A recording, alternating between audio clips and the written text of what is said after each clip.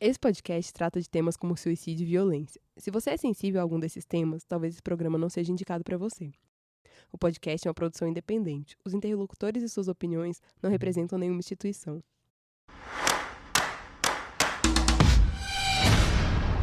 Vestígios é um podcast sobre perícia criminal.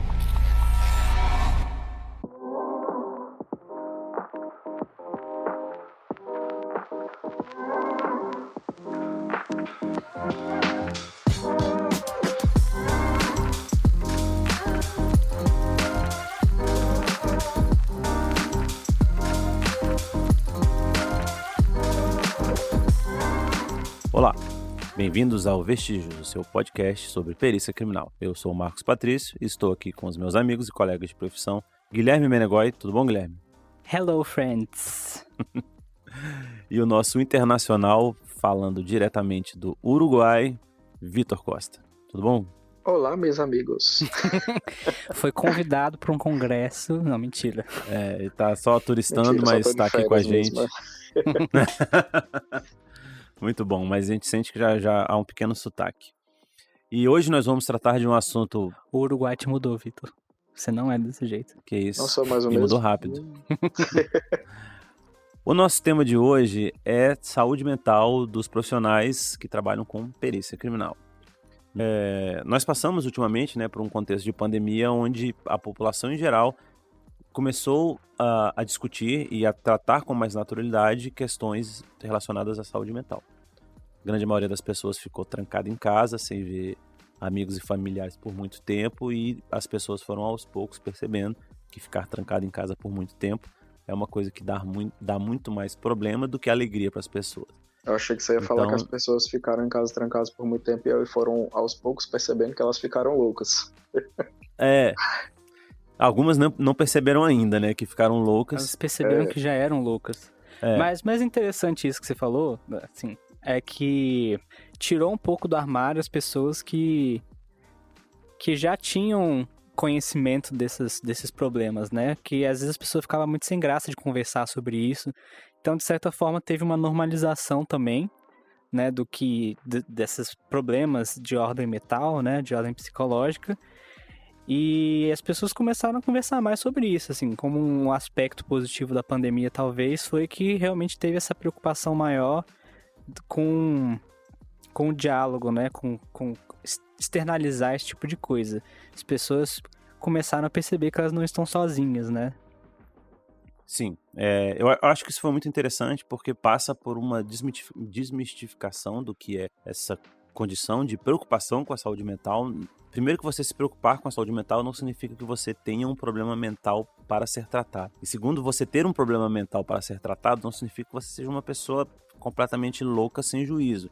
Que é aquela ideia antiga que a gente fazia de que, fulano é doido, toma remédio controlado.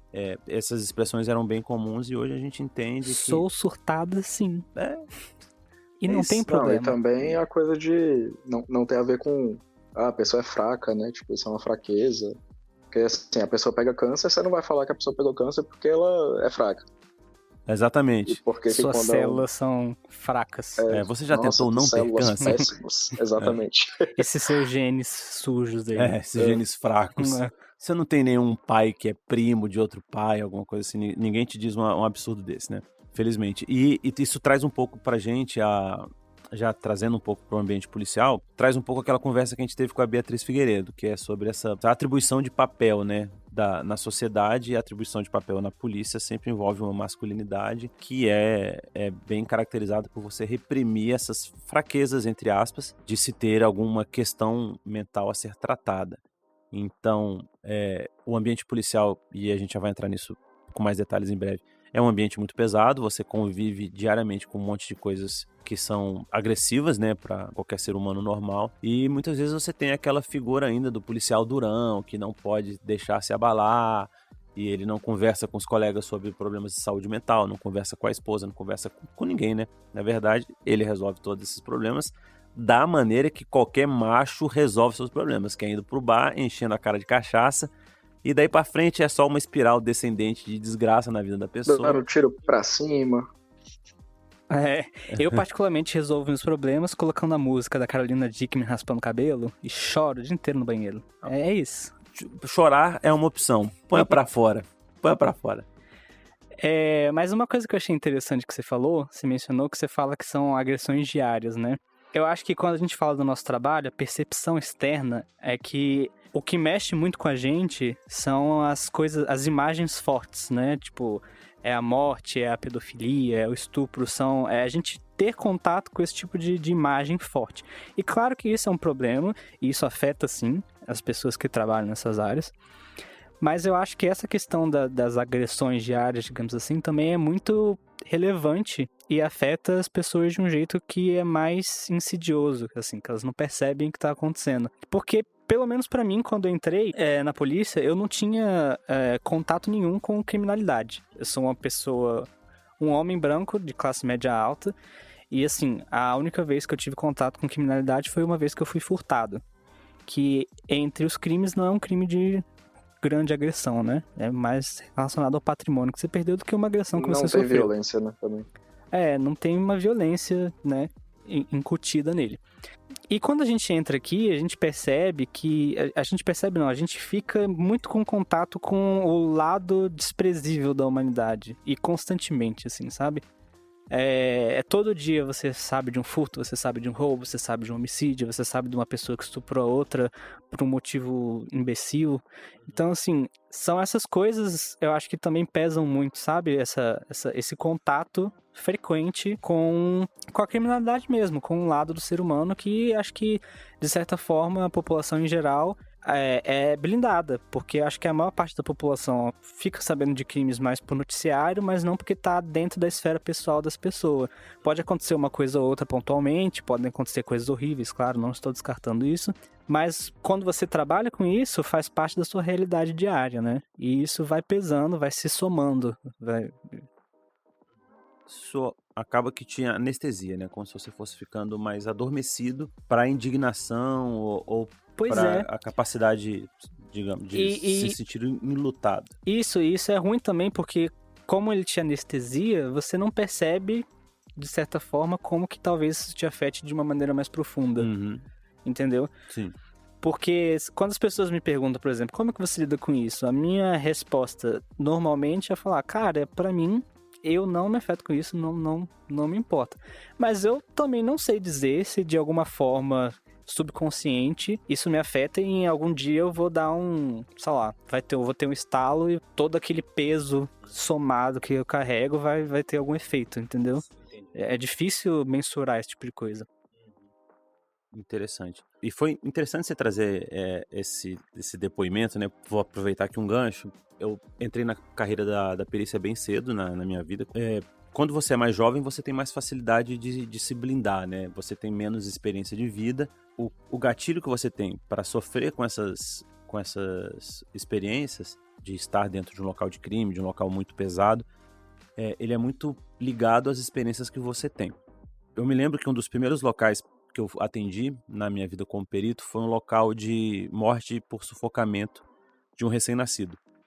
Eu lembro que eu cheguei no local, era um local pesado, familiares consternados, e eu cheguei, eu começava a trabalhar ali, né, e fiz o exame de local da melhor maneira que eu pude, fiz o exame do corpo, né, da criança, fiz aquele procedimento todo de verificar como é que era o berço, como é que funcionava, se havia algum sinal sugestivo de violência, todo aquele exame padrão que a gente faz, e fui embora me sentindo relativamente tranquilo. Falei, ó, não é uma cena agradável de você ver num dia normal de plantão, mas terminei o meu plantão, fui para casa. Essa ficha, para mim, só foi cair depois que já tinha passado 15 anos disso, 15, 16 anos, não sei ao certo, mas quando nasceu a minha filha, eu fui botar ela para dormir no berço, que foi a mesma situação que eu fiz o exame desse caso que eu acabei de mencionar.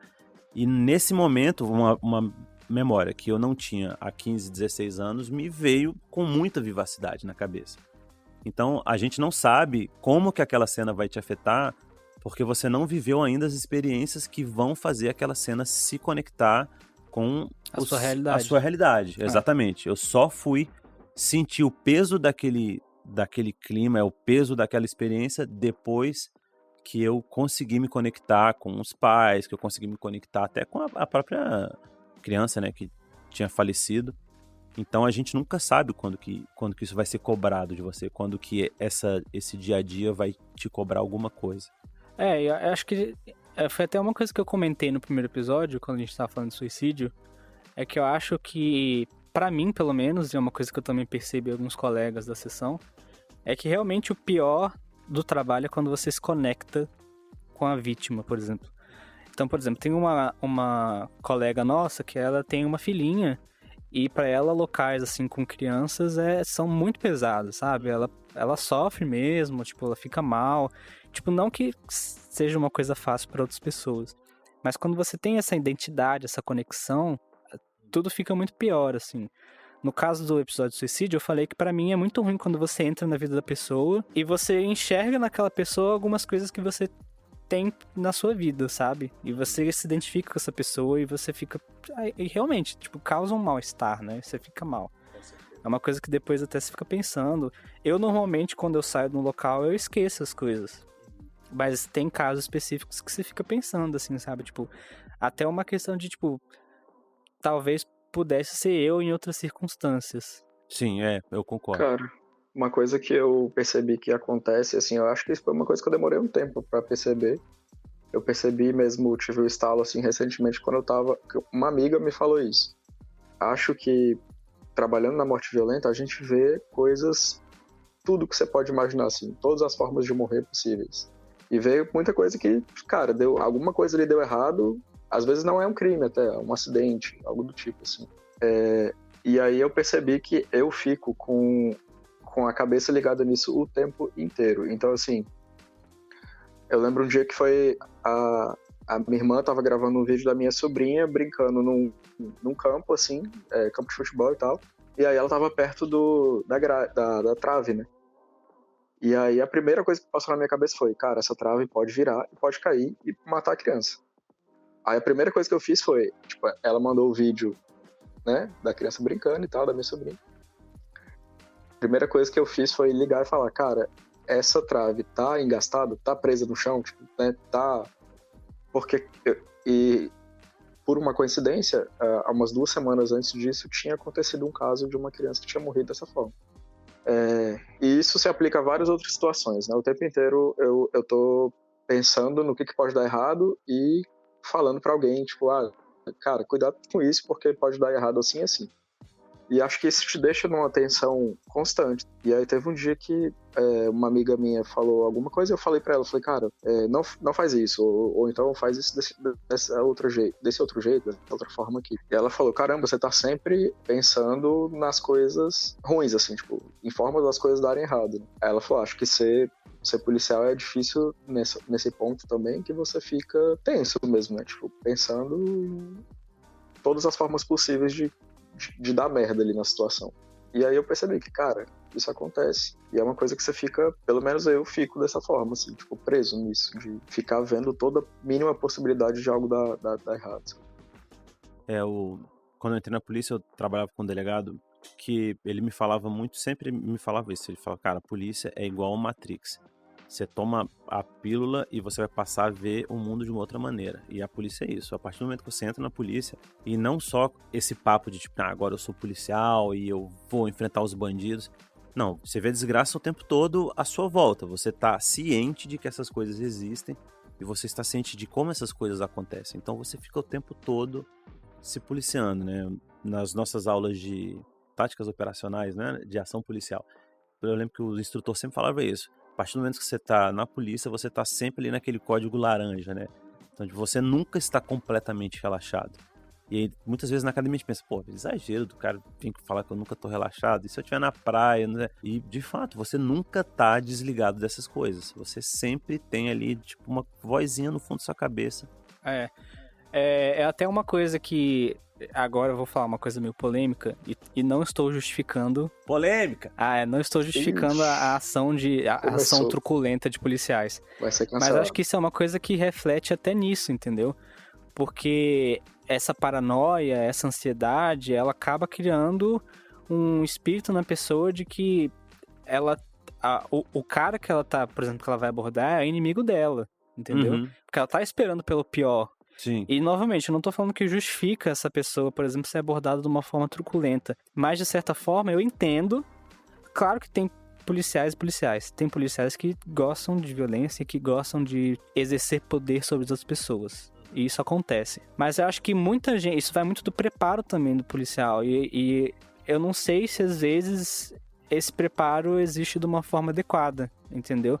Eu acho que, às vezes, muitas dessas abordagens que dão errado, dessas abordagens truculentas, às vezes é muito de um mecanismo psicológico de defesa, digamos assim, do policial, que, novamente, não estou justificando e não acho que deveria existir, mas joga uma luz, assim, sobre a situação, sabe? Que você consegue começar a compreender, talvez, alguma coisa que esteja acontecendo ali. E que é importante você ter esse tipo de compreensão, porque é aí que você vai conseguir tratar esse sintoma, né? Impedir que isso aconteça. Uhum. E é isso. Foi o argumento, acho que essa questão a parte polêmica. Porque eu acho que essa questão tem mais a ver com a formação das polícias do que...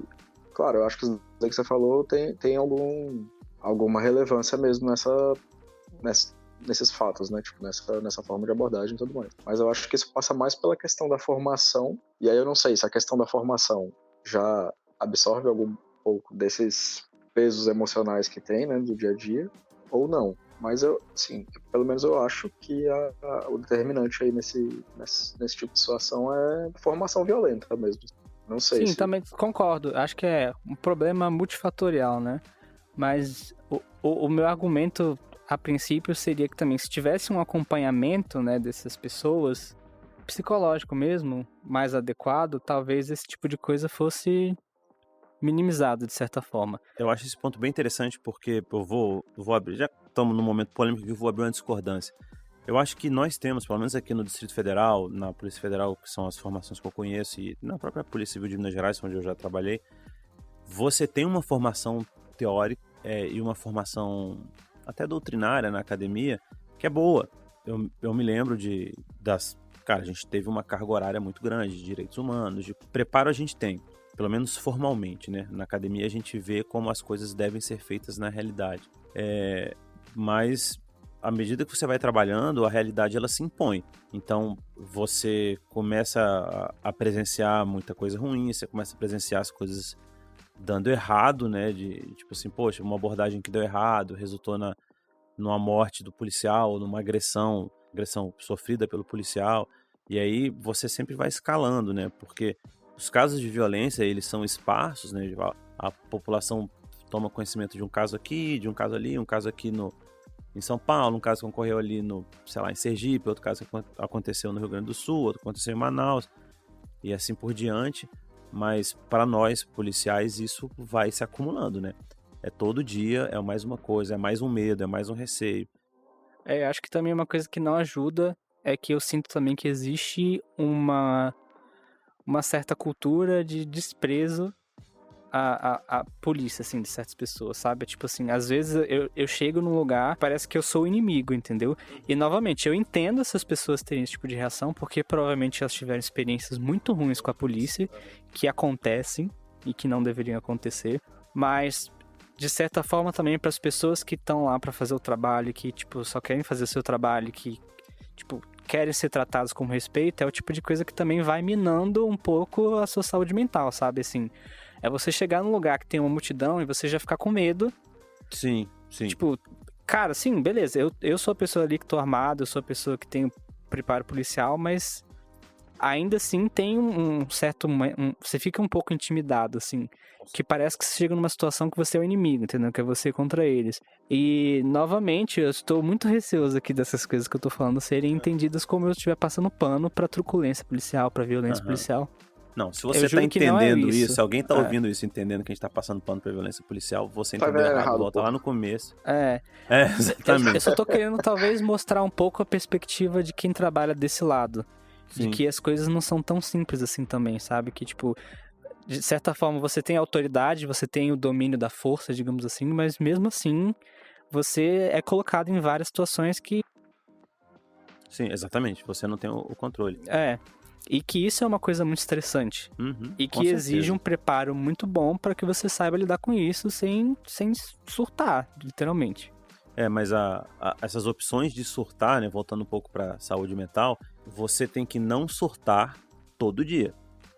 Então, assim, eu vou para um local hoje e eu tô numa situação sob pressão, eu tenho que não surtar ali. No meu próximo plantão eu vou sair, eu vou estar numa situação difícil, eu tenho que não surtar ali.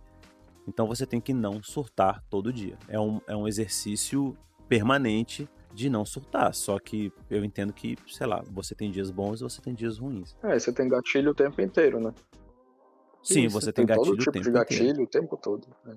Tem dias que eu vou pro plantão e eu tô tranquilo. Tem dias que eu vou pro plantão e eu já fico pensando, o que será que vai acontecer nesse plantão? Tipo, já tem aquela ansiedade prévia, assim. Tipo, sim. Você já fica, que vai dar errado merda, hoje? eu tenho um plantão hoje, o que vai acontecer, sabe? Com quem que eu vou me estressar?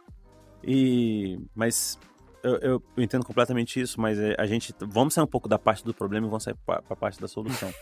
O que vocês fazem? Vocês têm algum mecanismo de se isolar, de falar... Carolina Dickman. Brincadeira. Cara, é difícil, assim, pra mim dizer, olha só. Eu falei de tudo isso, dessas situações cotidianas, mas acaba que, pelo menos no meu trabalho, eu sinto que raramente isso acontece, assim. É mais mesmo o impacto de lidar com cenas violentas, né?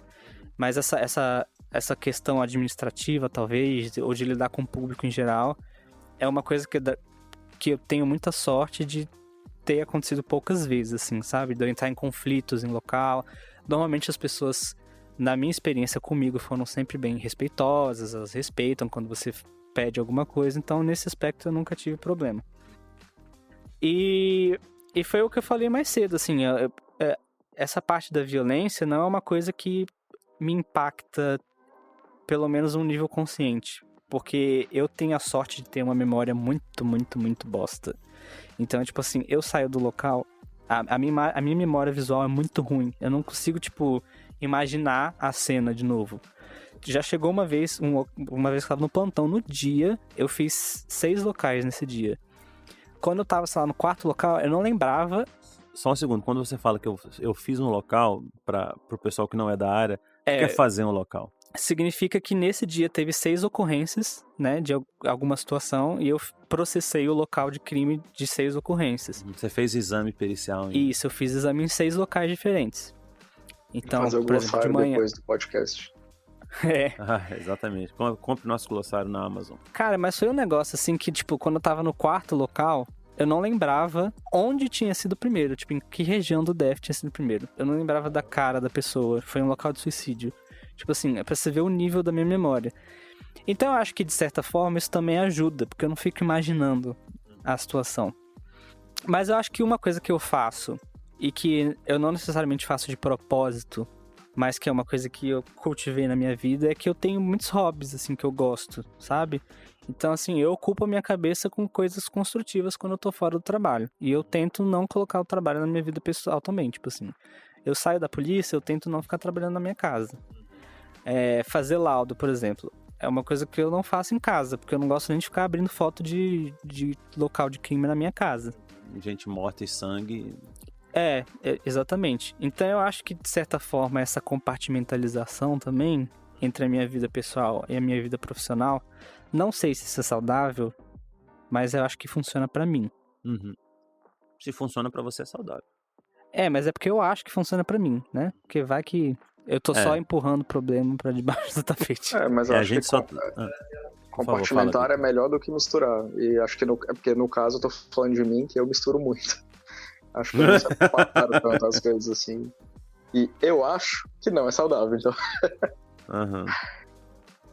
E você, Vitor, você tem alguma técnica de tipo, se blindar pra esse tipo de coisa? Cara, o que eu tento fazer eu tento meio que ter a chavinha do ligado e desligado na hora de entrar num local de crime pra fazer o processamento, assim. Que é o que é o momento em que a gente tá mais exposto às coisas, né? Eu acho que eu chego num local e ali eu coloco meio que uma armadura de coisas emocionais para eu não prestar atenção em nada disso, assim. Então, eu costumo evitar conversar com as pessoas, evitar de falar com quem está ali no local. Falo só quando as pessoas querem falar alguma coisa. Eu não sou de ficar perguntando nada. E eu tento ter o mínimo contato possível com qualquer coisa que tenha carga emocional ali. Eu vou direto nos vestígios e acho que eu tento focar muito assim, nessa parte técnica da coisa para aquela coisa ali que está acontecendo ser só técnica, sabe? Então, tipo, quando eu tô num local de crime, eu não olho pro cadáver como se o cadáver fosse uma pessoa que tinha uma história, que sei lá, gostava de várias coisas, que a família dela tava ali, que a família tá triste. Cara, não. Quando eu tô num local de crime, um cadáver é um vestígio. É que você tá tão focado, né, em processar o local que meio que você tá com a cabeça ocupada mesmo, assim. Você tá pensando o que eu preciso anotar, o que eu preciso amarrar. Amarrar é quando você posiciona as coisas em relação a um referencial. Então, tipo, sei lá, o corpo tava a tantos metros da placa X. Isso é amarrar o corpo em relação ao local examinado. Então, assim, são tantas coisas que você tem que pensar que eu acho que também se ocupa um pouco a cabeça e deixa essa parte um pouco de lado. Mas aqui eu vou dar uma cortada rapidinho, é porque a gente esqueceu de falar uma coisa. Eu e o Vitor, nós somos peritos de local de crime, da morte violenta. Então a gente trabalha especificamente com crimes em que as pessoas são o principal objeto jurídico lesado, digamos assim. E crime violenta, morte violenta que você fala, são perícias de local de homicídio, de morte que não seja natural. Por definição, qualquer morte que não é natural, né, é uma morte violenta. Então acidentes, suicídio... às vezes não necessariamente tem um cadáver, então pode ser uma tentativa de suicídio ou tentativa de homicídio. A gente faz perícias dessa natureza. E o Marcão é perito do laboratório, do biológico. Então é só porque o pessoal pediu pra gente identificar a nossa formação, a nossa área de trabalho e a gente acabou esquecendo nesse episódio. Isso é verdade. Desculpa, eu interrompi vocês. Não, eu tava falando sobre o que eu faço normalmente. E acho que o que o Menegoy falou, eu comecei a fazer mais recentemente também, que era essa parte de ter vários hobbies e fazer coisas que não estão relacionadas ao trabalho. Porque eu sempre, como eu falei, eu misturo muitas coisas, né? Tipo, vida pessoal e trabalho, assim. Então, todas as minhas atividades que não eram trabalho estavam de alguma forma relacionadas ao trabalho. Ou eu estava pesquisando alguma coisa que tem a ver com o trabalho, e aí eu fazia isso na hora da minha folga, ou eu estava conversando sobre isso com alguém, assim, sempre tinha o trabalho envolvido ali e eu nunca me desligava disso. E aí eu acho que eu comecei a fazer coisas também que fogem completamente ao trabalho. Assim, me forcei até a fazer isso para conseguir melhorar nesse sentido. Por exemplo? Fazendo aula de teatro, olha só. O pessoal do teatro que vai ouvir o podcast, escutem isso. Manda um abraço pra eles. Beijos, pessoal do teatro. Amamos vocês. O pessoal fica falando que eu sou infiltrado lá. Pra pegar eles, né? É um grande plot que a polícia tem pra desmantelar todos os teatros desse país.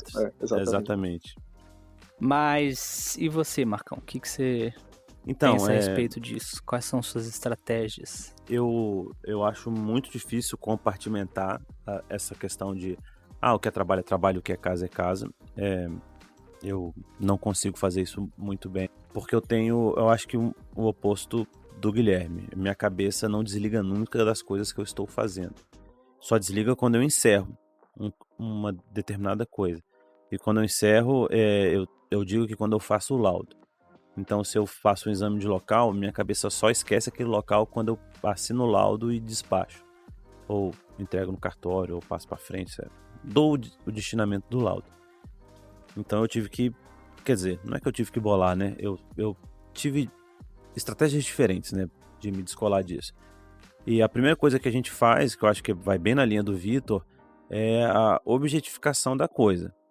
Eu tenho muita facilidade num exame de local de homicídio, ou hoje em dia num exame de uma peça de roupa envolvida em algum crime repugnante que seja, eu tenho a noção de que o que está na minha frente é um objeto.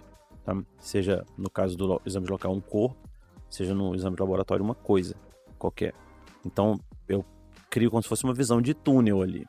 Quando eu tô focado naquilo, todo o resto, para mim, meio que some. Mas eu tenho essa dificuldade, eu tenho que começar e terminar um caso. Então, para mim, fazer um exame de local, fazer um exame de local nunca termina no final do exame, termina no final do laudo. Então, você imagina, com o perito da morte violenta, isso é complicado, porque você chega, você sai de... É possível. É bem difícil. Exatamente. É porque, assim, pra quem não entende, a morte violenta, a perícia de morte violenta é uma perícia muito complexa. Ela Exatamente. envolve diversos tipos de vestígio. Então, o laudo que a gente faz, ele não é um laudo simples. Ele é um laudo que normalmente junta muitos documentos. Junta o laudo cadavérico, junta os laudos de laboratório, de exames específicos. Então, ele é um laudo que é um pouco mais demorado. Às vezes, ele sai realmente muito tempo depois da data que você processou aquele local. Então, por isso que a gente tá falando que se fosse na morte violenta... Tava fudido. Ele ia ficar muito tempo, até ele concluir o laudo, ia ficar muito tempo pensando nesse local. Ia ficar com o cemitério inteiro na cabeça. Não, você imagina o Marcos andando assim no corredor e aquele monte de fantasminha atrás, assim, tipo, meu laudo. Pois é, mas assim, eu já passei por algumas cenas por conta disso eu lembro que uma vez eu estava processando um local de homicídio com um colega meu, na época eu trabalhava em Minas Gerais, e a gente morava em Unai. Um beijo para o Unai. Beijos, Unai. Segunda vez que o Unai aparece aqui no nosso podcast. E você chega num ponto tamanho de afastamento daquela situação que você está fazendo, né? Eu pelo menos preciso fazer isso para ficar com a saúde mental em dia, que a gente sempre se encontrava, né? Esse meu colega, na troca de plantão. Então, geralmente ele chegava ali na noite anterior de assumir o plantão do dia seguinte. Aí a gente, se tivesse algum local nessa noite, a gente acabava fazendo em dupla, né? Geralmente o pessoal em Minas Gerais faz local um perito só no interior. E aí uma vez a gente fazendo local de homicídio, examinando o corpo, tirando foto, contando ferimento, e a gente conversando sobre o que a gente ia comer à noite, assim, tipo, naquela noite, né? Devia ser por volta das 7 horas. Ela falando, você viu que abriu uma pizzaria nova ali do lado da Moranguinho. Moranguinho é uma sorveteria que vende pizza lá em Unai.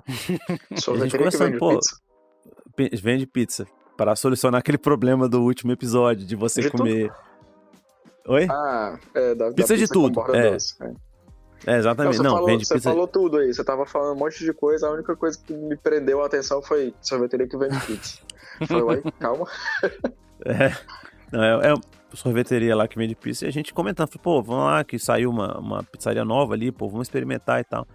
E tinha um policial militar olhando, né, a gente mexendo no cadáver e conversando sobre que sabor de pizza a gente ia comer. E ele meio que falou uma coisa, vocês são doentes, alguma coisa assim. Mas não é assim, é porque a gente tava ali mexendo num objeto que era... E isso já devia ter um bom tempo já de perícia, trabalhando lá, vendo essas coisas muitas vezes, e acaba que você desliga mesmo, né? Tipo, você trata aquilo como...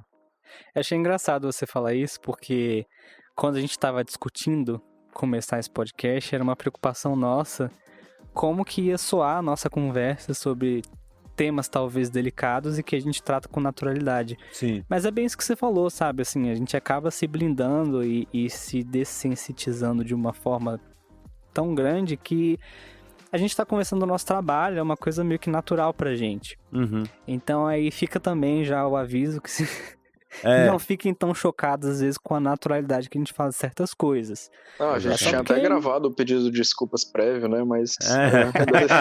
Exatamente. Ficamos a gente preocupados. achou que a gente estava se considerando culpado. Mas é bem isso, assim.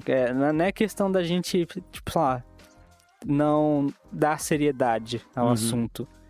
É que é parte do nosso dia a dia, assim. É até uma forma nossa, um mecanismo de defesa nossa de, sei lá, trazer, entre aspas, uma leveza para uma situação que, obviamente, é muito ruim. Sim, né? E eu até gostaria de abrir aqui um aviso, porque eu comecei a trabalhar em Minas e aí a faculdade lá local me chamava, né, para dar umas palestras sobre criminalística, dar curso ali na faculdade de Direito e tal. A gente é muito comum, né, a gente ser chamado para falar um pouco sobre o nosso dia a dia.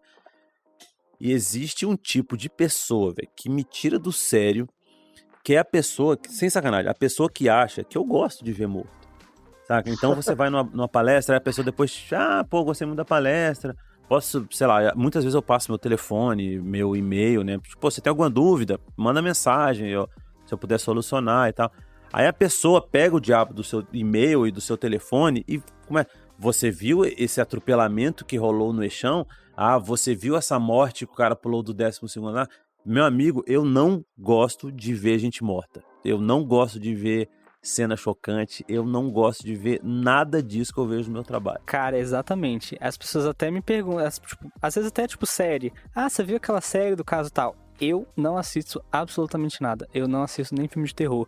Eu chego em casa, eu vejo novela coreana, sem sacanagem. Uhum. Eu quero ver os coreanos lá, pegando na mão do outro e ficando... apaixonado. Oh, meu Deus, ele pegou na minha mão. É isso que eu quero ver.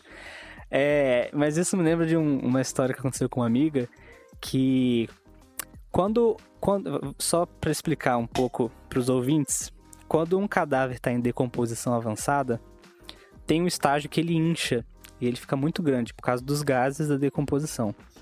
E quando ele já está nessa etapa, o cheiro é muito forte, é um cheiro muito desagradável. E as pessoas costumam chamar esse tipo de cadáver de podrão, porque é um cheiro de podridão e é um cadáver grande. Volumoso. Que tá podre, chamam de podrão. Podre, né? Que tá podre. E aí teve uma colega nossa que foi atender um caso de podrão, e aconteceu que uma das agentes de polícia que estava lá fazendo a preservação do local era uma conhecida dela. E essa agente olhou pra essa amiga e falou, tipo assim, você gosta disso aí, né?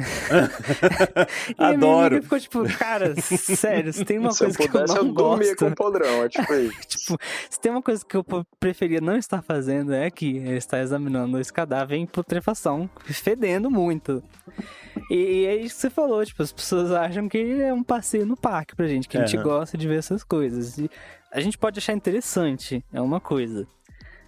Porque é uma coisa que tem um certo fascínio, né, assim... Pode rolar uma curiosidade acadêmica. Isso. Eu acho mas que é isso. Gostar... Não, gostar não conheço ninguém que gosta. Você Cara, gosta, Vitor? Então, assim... É pra ser... Não gosto de ver pela desgraça. Eu gosto de ver pela curiosidade mesmo. Por exemplo, essa coisa da análise de padrões de mancha de sangue. É muito legal quando você vê um vídeo da coisa acontecendo... Principalmente quando é um local seu, que você examinou, que depois você chega lá, você acha que a dinâmica foi XYZ, e depois você vê, sei lá, acharam um vídeo.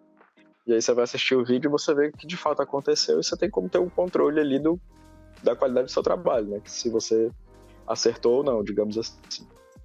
Então esse tipo de coisa eu acho muito legal. Eu erro pra sempre. Ver, né? Agora, tipo, como é que é? Eu erro sempre. Odeio ver vídeo, porque eu fico, nossa, o que eu tô fazendo aqui? Mas, assim, a desgraça pela desgraça, eu também não curto isso. Só que eu acho que é um ponto a ser observado, é que em grupos de WhatsApp de policiais, normalmente é só o que rola. Não, vocês têm essa percepção? Não, tipo assim, eu fico sabendo, quando eu tô de plantão, às vezes eu fico sabendo que vai dar um local... Por causa desses grupos, que eles mandam uma notícia falando, pessoa morreu em tal lugar. Eu falei, pronto, já manda o vídeo. Vou ter que ir pra tal lugar. Eu já mando o vídeo, já mando tudo. Eu falei, pronto, já tá pronto o laudo aqui. O laudo já tá pronto, né? Mas é sério mesmo, já fiquei sabendo algumas vezes, antes de ser acionado pra fazer o local, eu falei, pronto, vai dar local, porque já tá na notícia aqui que a pessoa morreu. Principalmente o Ceilândia é muita treta. Beijo, Ceilândia é muita treta. Vamos fazer uma parceria aí. Que é isso?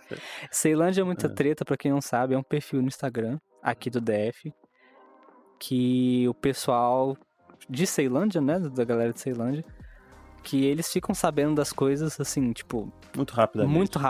Muito rápido. E a galera costuma acompanhar o Instagram deles pra ficar sabendo o que vai acontecer no plantão. É nesse nível. Eu não sei como eles fazem. Eles ficam sabendo, tipo, muito rápido. Acho que quem tá perto lá, tira foto e já manda pra eles. E assim, acho que só pra galera entender direito também o que você falou agora, é que até a perícia ser acionada, quando acontece alguma coisa, demora um certo tempo. Porque primeiro vai a PM, os bombeiros lá, o SAMU, né? Depois vai a delegacia para ver o que de fato aconteceu e depois que a delegacia solicita a perícia pra gente. Então, entre o acontecido e a chegar a notícia pra gente que a gente tem um local de crime, às vezes demora bastante, né? Às vezes é rápido, às vezes demora. Depende dessa velocidade, dessa parte administrativa da solicitação de perícia em si. Porque a gente só pode fazer perícia no local que for solicitado, né?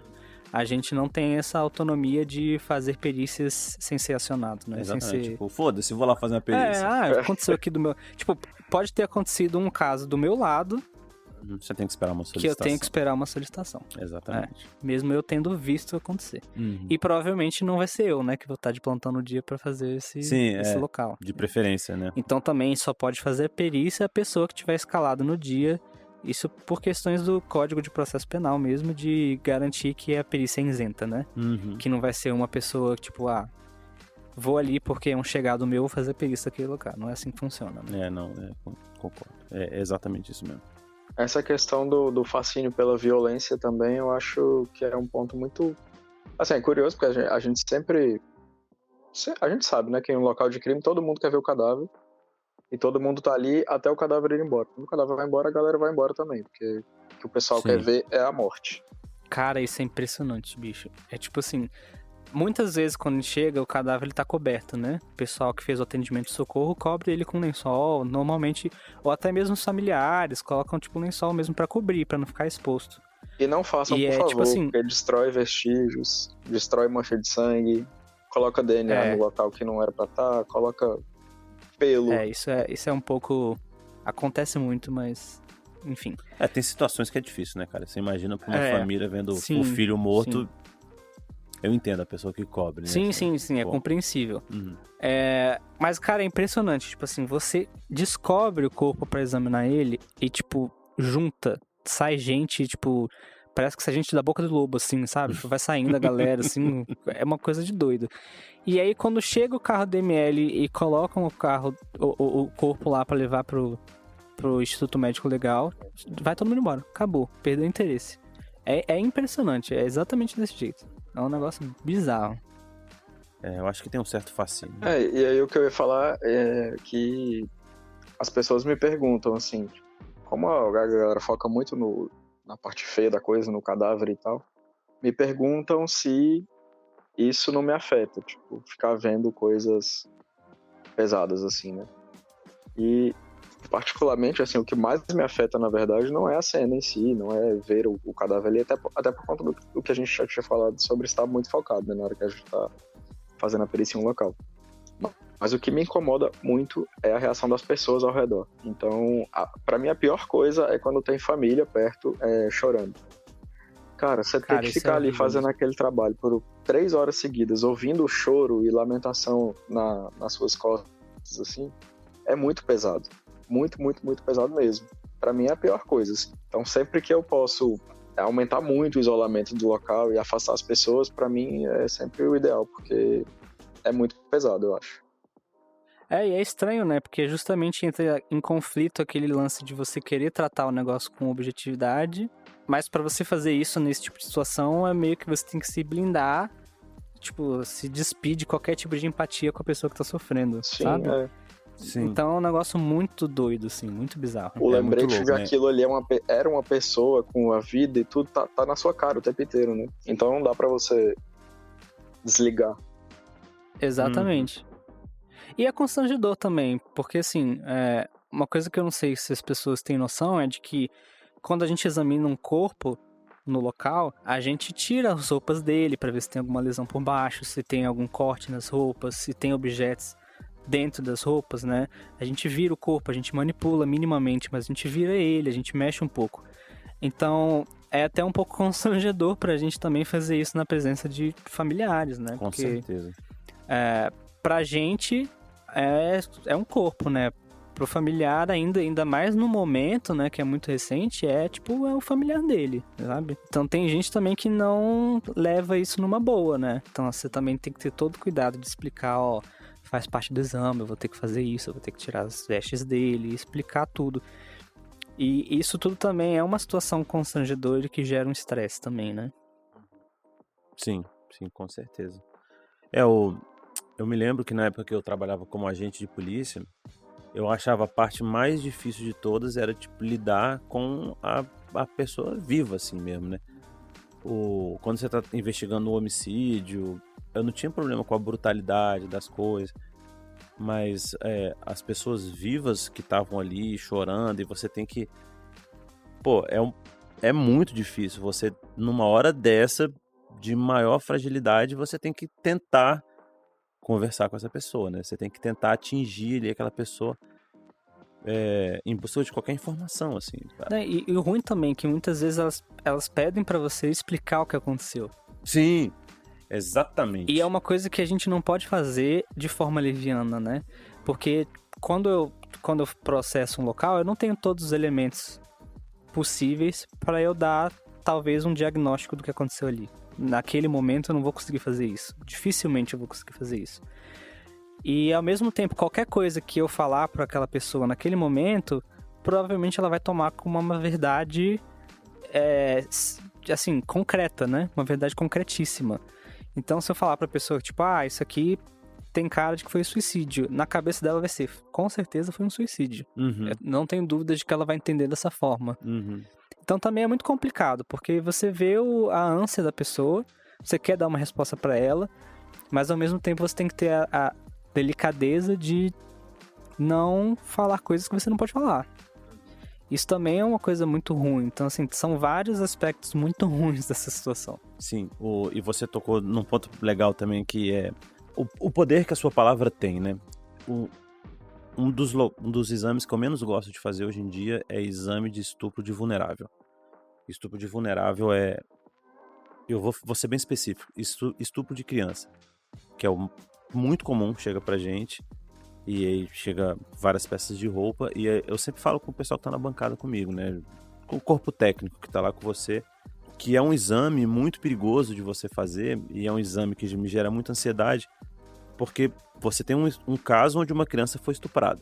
Se você não achar uma amostra biológica onde tem o DNA do autor, é bem possível que esse estupro passe em branco. Você não tem como culpabilizar o autor. E se você encontrar material genético, digamos, se você comete um erro numa busca muito sensível e encontra algo que não deveria ser interpretado como material genético do autor, você pode estar incriminando uma pessoa errada. Então, qualquer das hipóteses é uma hipótese muito sensível. Então a gente tem que ter um cuidado extremo para não deixar um crime bárbaro desse passar batido e não acusar alguém falsamente de um caso de estupro. Tá? Que então, eu acho... Eu acho que essa questão que a gente tinha falado antes da objetificação e de tratar as coisas como objetos e vestígios apenas, é importante até para não ter esse viés cognitivo, né, que a gente pode ter. Porque se você coloca muita emoção na situação, cara, eu vou estudar uma cena de crime ali, vou analisar tudo.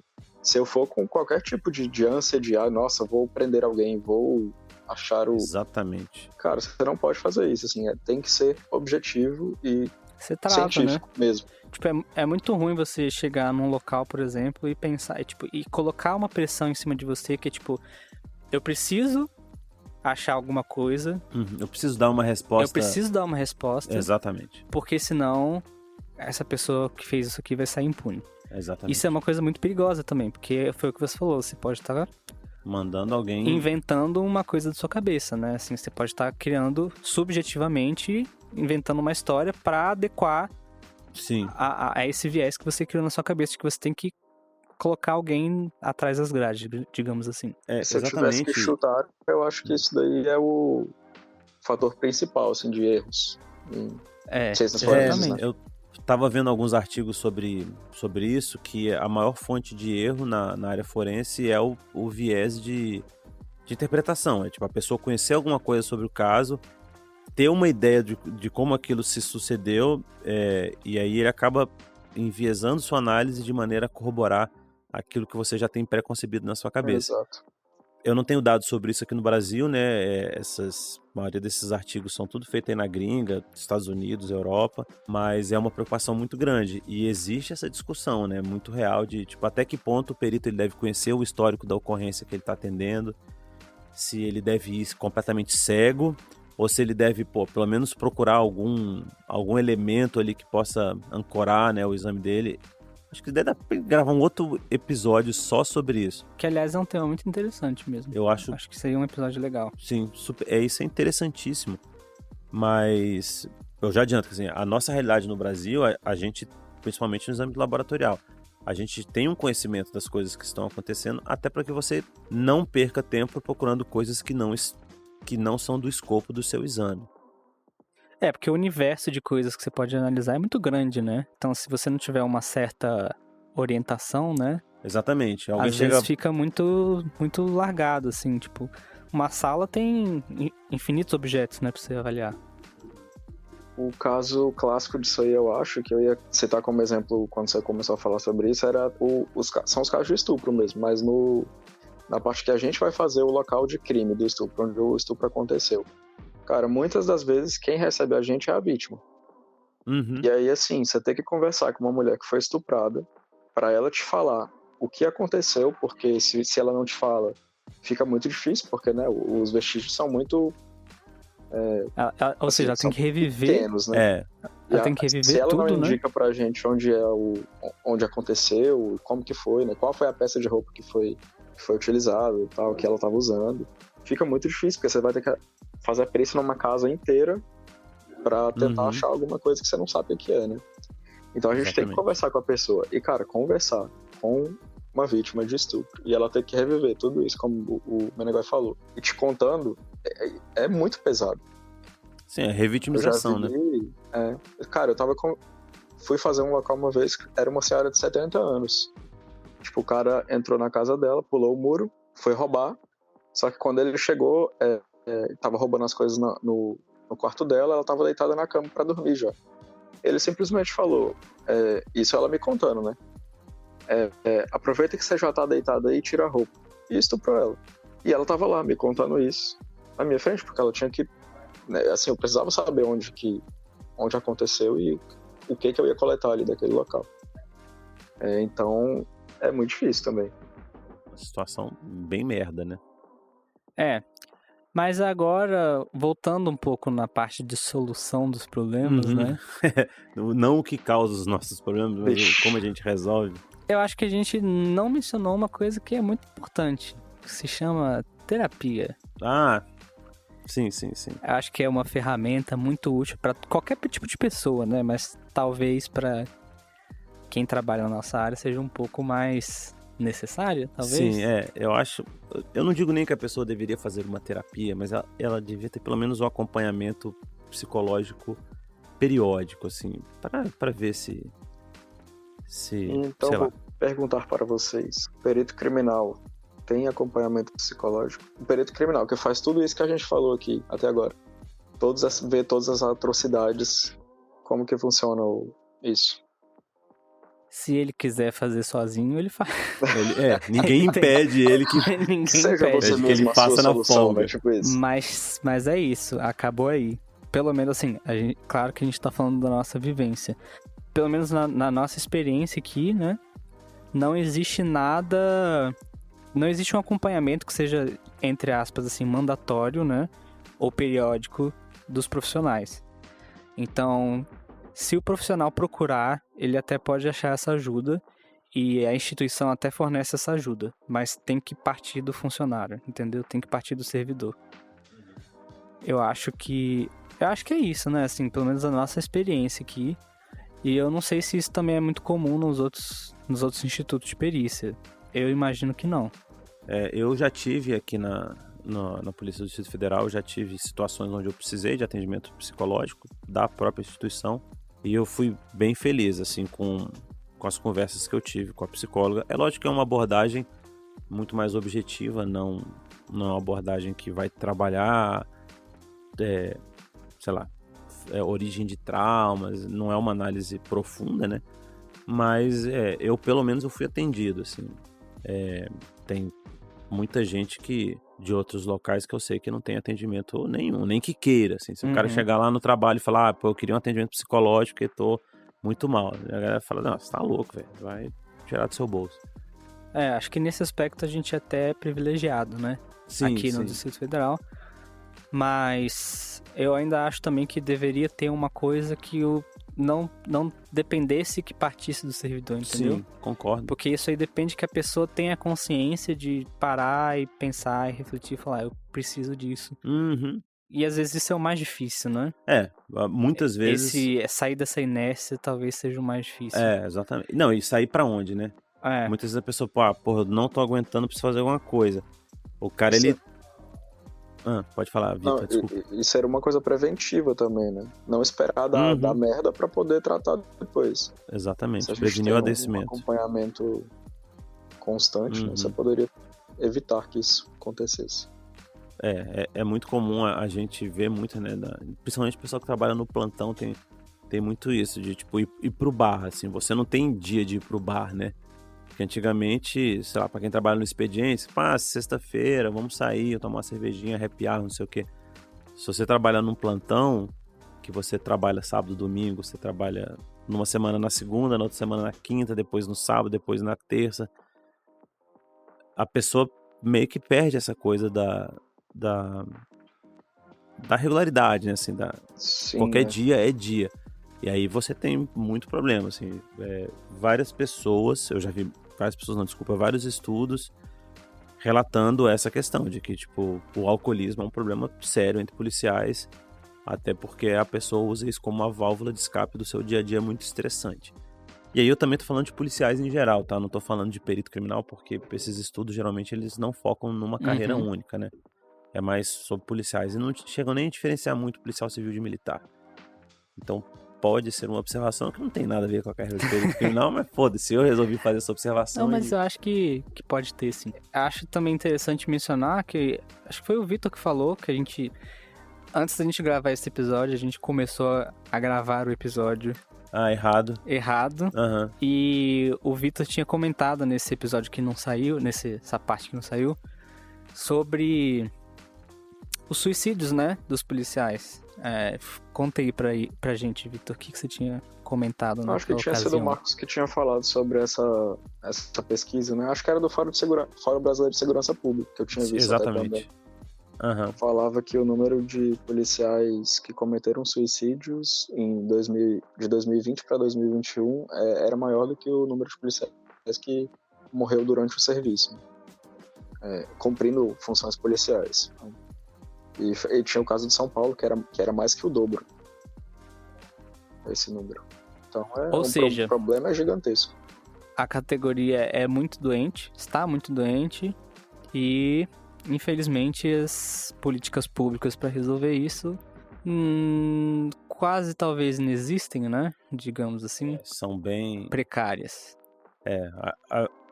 É justo também a gente apontar que a gente saiu de uma época onde não havia mecanismo nenhum para uma época onde a gente tem ali um atendimento ainda que bem incipiente, mas alguma coisa já existe. E que a conversa tem melhorado, né? Tem melhorado, exatamente. Se conversa mais.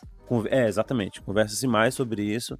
E vamos também fazer um pouco de justiça que, você vê gente que tá trabalhando aí na linha de frente, sei lá, trabalhou na linha de frente da pandemia, ou para continuar no caso da medicina, médicos que trabalham com doentes terminais, ou, sei lá, o pessoal do SAMU, bombeiro, são pessoas que vivem situações estressantes que também não têm, né, esse amparo psicológico. Então, assim, eu não vou falar que, a polícia é o maior absurdo do mundo porque não tem atendimento psicológico para todos os policiais. De fato, não tem, mas, assim, a gente tá ruim, mas tá melhor do que a grande maioria das instituições. Entendi. Então, depois dessa passada de pano do Michael Jordan. Adoro a polícia. Eu sempre penso nos bombeiros porque, inclusive, é uma coisa engraçada que rola também. A gente interage algumas vezes no trabalho porque a gente precisa da ajuda deles em alguns momentos, né? Seja para tirar cadáver de local de difícil acesso, esse tipo de coisa. Normalmente é essa situação. E eu sempre olho para eles e eu falo, cara, eu não conseguiria fazer o seu trabalho, porque, tipo assim, lidar com pessoas vivas que estão naquelas situações ali, elas estão vivas ainda e sofrendo pra caramba, cara, deve ser muito pesado. E aí é engraçado porque às vezes eles olham pra gente e falam, cara, não sei como é que você consegue fazer esse trabalho, isso é muito difícil. Tipo. Isso me lembrou de uma coisa acha que o trabalho do outro é muito foda. Pior, né? É pior. Isso me lembrou de uma coisa que eu esqueci de comentar. Acho que uma coisa que me ajuda muito também a não sofrer, entre aspas, tanto com isso, é o fato de que quando a perícia é solicitada pra gente, a gente já tem, de certa forma, uma descrição do que tá lá, entendeu? Então, tipo, por exemplo, eu estou saindo pra uma perícia, eu sei que vai ser, normalmente, assim, tá escrito, é um homicídio com arma branca. Então, assim, meio que você já chega com a cabeça preparada para o que vai acontecer. E nesse aspecto, talvez o Vitor falou dos bombeiros, eu acho que é muito pior, porque eu acho que talvez eles não tenham esse tipo de... Porque eles normalmente são os primeiros a responder, né? Eles, o pessoal do socorro, então assim, a situação para eles é meio inusitada, então não tem esse preparo anterior. É verdade. Isso eu acho que é uma coisa que ajuda muito, assim, tipo assim... O meu primeiro... Eu lembro até hoje, primeira vez que eu fui que eu fui fazer um local com cadáver, eu lembro de ficar muito mais nervoso antes, porque eu nunca tinha visto uma pessoa morta, do que no local, porque eu já sabia que eu ia chegar lá e ia ser um cadáver que foi queimado vivo. Então, assim, não é uma situação agradável, claro. Primeira perícia suave, hein? Pra começar com a pessoa que foi queimada. Provavelmente foi um suicídio ainda, que é super raro a pessoa... tocar fogo nela mesma. Se matar por imolação. É louco. Imolação, né? Não sei se essa palavra em português existe ou se eu tô copiando do inglês. Mas tá valendo. Existe? Isso. Mas, enfim, o que eu quero dizer é, tipo, claro que não é uma cena bonita, mas eu já cheguei lá sabendo que, tipo, quando eu chegar ali e eu entrar naquele lugar, eu sei que vai ter um cara queimado. E pode parecer besteira, mas isso já gera um preparo, assim, em você, que você já consegue ir com as barreiras erguidas, digamos assim, sabe? Com certeza. Quando você não sabe o que você vai ver, eu tenho a impressão de que seria muito pior. Você comentou e eu me lembrei de um dos exames que eu fiz que mais me baqueou aqui no laboratório. Ultimamente foi um caso de estupro em que a pessoa falou assim: Marcos, eu encaminhei minha chefe, encaminhei pra você uma calça pra ser examinada num caso de estupro, beleza? Eu falei, não, tudo bem, pode deixar que eu faço o exame, né? E aí quando eu abri o pacote na bancada, era uma calça de criança, tipo uma calça de uma criança de 2, 3 anos, tipo aquelas calças pequenininhas. Eu tô fazendo gestos aqui mostrando o tamanho da calça, tá? Entendi. E Ou assim, seja, só falou que era uma calça, né? Só falou que era uma calça. Aí, tipo, me falaram que era uma calça, um evento de estupro. Eu logo imaginei, era uma mulher que tava andando na rua. Já é o efeito contrário, né? Foi efeito contrário. Sua cabeça te preparou pra uma coisa... Me preparou pra uma coisa não leve, né? Por favor, o estupro não é uma coisa leve. Mas é uma coisa que eu estou mais acostumado a fazer. E aí, quando eu abri que era uma calça de criança, e não era de criança, era uma calça de neném. Falei, puta, velho, tipo, eu não tô preparado pra isso, sabe? Tipo, aí eu tive que dar uma parada, conversar com o pessoal da bancada, falar, galera, vamos começar de novo aqui tudo, vamos lá, que é outra pegada, é outro tipo de exame, vamos virar a chave, a gente tá tratando de um caso de pedofilia. Então vamos lá. Aí eu fui entrando aos poucos, eu fui entrando naquele modo de, sei lá, tanto de isolamento quanto de análise, né? E assim vai. Assim, da mesma maneira que você se prepara pra bem, você toma umas rasteiras de vez em quando. Da vida, né? Que é, porra, foda. Eu acho que tem um outro fator também que a gente não falou até agora sobre. A gente tá falando mais sobre o objeto final do trabalho, né? Mas eu acho que outra coisa também, e aí já deixando claro aqui para as pessoas que acham que servidor público não trabalha, é a carga de trabalho que a gente tem e o tanto de coisa que a gente tem que entregar, né? Tipo, com prazo, porque a gente recebe pedidos com prazos curtíssimos o tempo inteiro, porque, cara, vai ter o tribunal do júri e a gente precisa entregar esse laudo aqui em 2 dias. Coisas do tipo, né? Então, acho que essa carga também conta muito na parte da saúde mental, assim. Eu diria que talvez é o pior. Pra mim, acho que é o pior. Parece que é um peso de uma responsabilidade muito grande, né? Que é uma responsabilidade muito grande. Enorme. Mas, ao mesmo tempo, a gente não consegue... montanha nas costas, né? Exatamente. Porque, tipo assim, você tá terminando de fazer um laudo e nesse período que você terminou de fazer esse laudo, chegaram outros 2 pedidos, sabe? E você tem que entregar agora, porque... Pedido com urgência, porque, tipo, todo mundo quer pedir com urgência, entendeu? Sim, exatamente. E as pessoas acham que a gente só tem o deles pra fazer. Aí começa uma cobrança, assim, é complicado às vezes, é bem complicado. Eu também acho essa parte um tanto complicada. E uma coisa muito ruim é você sair de férias e ficar nas suas férias pensando, quando eu voltar pro trabalho vai ter um monte de pedido de laudo pra fazer. Então não, às você vezes não você tá consegue de férias descansar. já e alguém te avisa, né? Tipo, pô, chegou um pedido de laudo pra você do Tribunal do Júri lá, com 5 dias de Gente, se prazo. você é esse tipo de pessoa, não quero saber nas minhas férias se chegou laudo. Exatamente. Não Vai me- pro inferno. Não me manda laudo pra revisar. Não quero saber se chegou laudo pra mim. Porra, laudo pra revisar nas férias é sacanagem. Esse é um problema do Guilherme do futuro, tá? Aham. Não quero saber. Não, porra, você Fica a já dica. pediu pedido de revisão nas férias? É porque a pessoa não sabe que você tá de férias, né? Ah, Aí pelo ela amor de manda Deus. assim, claro, tipo, a pessoa não é obrigada a saber Sim, a sua concordo. escala. Mas chega às vezes, tá de férias, aí chega lá o e-mail.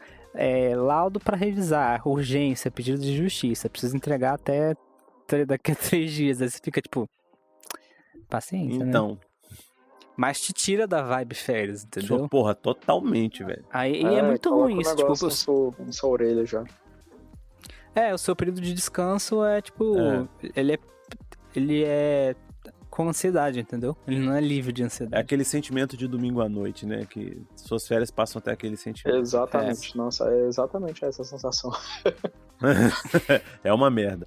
Eu vou te falar, cara, hoje em dia eu trabalho numa sessão interna que a gente tem um pouco mais de planejamento, né? Porque é mais fácil, a gente não trabalha tanto com pedido de justiça, é mais raro chegar. Eu tenho a prática de, sempre, obviamente, conversando com a chefia, quando eu tenho férias, que aliás estou de férias, né? Eu falo com a minha chefe, olha, semana tal eu tô de férias, então me dê os protocolos até tal dia, eu entrego todos antes de sair. Eu não saio de férias devendo coisa, mas assim, porque é isso, assim, porque às vezes você sai de férias, já passei por isso, não, daqui a pouco eu entrego esse lado aqui, não é urgente. Aí quando você sai de férias, chega o pedido, você, puta, vai pro inferno, velho. Aí fica você lá nas suas férias fazendo laudo. Dito isso, Vitor, você tá no Uruguai aí, eu vou te mandar um laudo, brincadeira. Vai Ou seja, eu fazer sou o tempo, único da mandar mesa laudo. aqui que não tá de férias, é isso, né? Exatamente. Palhaçada esse negócio. Galera não quer trabalhar, não, Explorado. esses servidores públicos aí. Cara, Mas galera, falei. sobre isso, assim, qual é a percepção de vocês em relação aos colegas? Tipo, em relação a estado de saúde mental, a incidência de problemas, É difícil, né? Você tentar acessar o que tá se passando na cabeça da outra pessoa e como é que ela tá. E é também, assim, obviamente a gente trabalha com gente estressada, como qualquer outra profissão no mundo, e você não sabe com o que a pessoa tá estressada muitas vezes, né? Tipo, tem pessoas que estão estressadas com o casamento, outras estão estressadas com o filho, com conta pra pagar, e as coisas elas meio que também se misturam, né? Então, eu acho, e eu vou falar agora só da minha parte de quem trabalha em seção de perícias internas, assim, de laboratoriais, no ambiente controlado. Eu não vejo os meus colegas com problemas mentais óbvios, né? Problemas mentais no sentido de algum adoecimento. E até um pouco pelo contrário, assim, tipo, eu percebo que por viver um cotidiano pesado, essas pessoas elas costumam fazer tanta brincadeira e tentar fazer um ambiente de trabalho positivo, de que você acaba tendo pelo menos uma impressão de que as coisas estão tranquilas. Pois é, será que isso não é um jeito de mascarar o problema? Pode ser. Porque eu falo isso porque eu acho que eu sou assim. Uhum. Acho que todo mundo aqui percebe que eu falo 90% de merda, 10% de qualquer outra coisa. Aproveitável. E eu acho que isso também é um jeito meu de lidar com o problema, que talvez não seja um jeito muito saudável. Mas eu concordo com você que é muito difícil de perceber, assim, nos colegas. Sim, sim. Eu, particularmente, na minha vivência, eu consigo perceber mais a parte do estresse do trabalho, não dessa parte certeza. de lidar com coisas pesadas. Uhum. E eu percebo isso mais em relação ao nível de socialização das pessoas. Eu lembro que quando a gente entrou, a galera, todo mundo tava sempre no trabalho, socializando, conversando, papapá. Hoje em dia, você já vê que a galera tá mais na dela, assim, vem menos, assim, tipo assim, tinha gente que vinha na folga pro trabalho. Hoje em dia, a galera, tipo, quer nem saber de... Não acho que são errados, claro. Folga é pra ser folga mesmo. Folga, exatamente. Mas, de certa forma, eu vejo nesse negócio de ficar um pouco mais afastado, talvez até pra compartimentalizar mais também, né? Tipo, separar um pouco o trabalho da vida saudável isso. pessoal, rola um vislumbre, né? No início da carreira. Sim, tem isso também, né? Rola essa questão é tudo muito novo, né? Galera nova. Mas, assim, essa questão de como lidar com as coisas pesadas do trabalho, eu não acho que eu sou uma pessoa muito perceptível pra isso. Então eu realmente não sei dizer. Eu posso ter esse problema, eu sou muito pouco perceptivo. E você, Vitor? Não, é porque comigo rolou uma coisa curiosa, assim. É porque ano passado eu fiquei afastado, acho que 2 ou 3 meses, por conta de ter problema com depressão mesmo. Foi um ano muito escroto. E depois, quando eu voltei pro trabalho, aconteceu de muita gente vir falar comigo sobre problemas que elas estavam tendo, que elas não falavam para as outras, sabe? Para as outras pessoas. É meio que, acho que eu senti que rolou uma licença doida, assim, tipo... Não, pra ele eu posso falar, porque o bicho já tá muito fudido mesmo, então qualquer coisa que eu falar pra ele... Qualquer coisa eu falo que ele inventou, que ele sonhou. Ninguém vai acreditar nele, né? É louco. Que é outra personalidade dele inventou. E obviamente não ia sair, não vou falar, né, nada das pessoas, mas assim, achei curioso isso de a galera se abrir e contar coisas, meio que porque elas acham que aquela pessoa ali já passou por isso, então ela vai entender e beleza, eu vou contar pra ela. Não, e óbvio que, né, assim, que vai entender, né? Tá passando pela mesma coisa e tal. Mas todo mundo deveria entender, né? Só que existe a resistência, né, a falar sobre, a assumir que você tem questões e até de procurar ajuda também, né? Não, e você tocou num ponto interessante, eu não sei se você passou por isso, eu passei. Quando eu não tive problema de depressão, né, mas eu lidei com questões de ansiedade. E quando eu fui tirar essa licença, que o meu médico falou, cara, tira um tempo do trabalho, o seu trabalho é uma das fontes dessa sua ansiedade, eu me senti picareta, cara.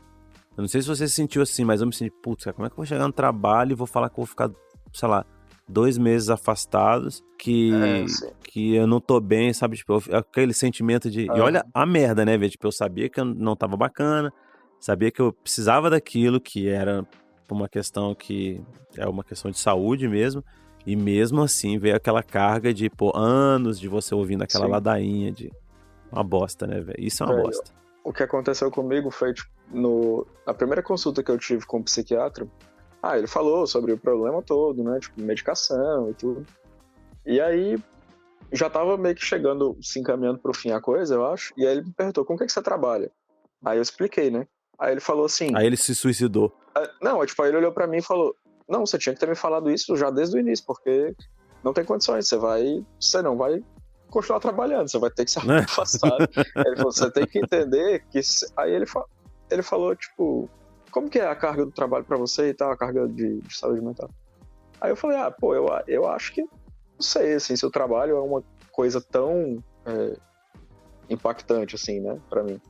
Aí ele falou, não, você tem que entender que o seu trabalho não é normal, que você não vende pão. Ficar exposto à violência dessa forma que você fica, né, não é normal. Não é natural, né, tipo assim... Sim. Ninguém nasceu pra isso, né? Não é normal ficar vendo gente aberta, tipo, sempre, assim. Né? Então rola isso. Cara. Mas que bom, né? Hoje Vitor tá uma pessoa feliz, tá de férias, tá lá no Uruguai, tomando cerveja. A pessoa que chega na sessão todo dia e me vê e é triste, não existe não, isso. Não existe. Que chega o quê? Guilherme Menegói cura qualquer tristeza. O Vitor chega na sessão, ele olha pra mim e o olhinho dele brilha. Eu entendo Por isso que eu sento na mesa de frente a dele, que é pra ficar olhando pra ele o tempo inteiro. Pra ficar flertando comigo. Que isso. Eu vou puxar vocês dois pro laboratório. Maurício, é mentira isso. Eu falo, não, Vitor, nosso amor não pode ser. Ele é proibido. Tá vendo? Olha o mecanismo de defesa aqui. Exatamente, né? Mas é isso, galera. Eu acho que a gente já trocou uma boa ideia sobre o assunto. Tem sempre coisa a mais pra falar, né? Mas eu acho que a gente já conversou bastante. Mas já começou a palhaçada, a gente corta, já né? Já começou, velho, pelo menos descambou pra baixaria um pouco mais depois, assim. Resumo. E foi uma baixaria leve. Todo mundo aqui é doido.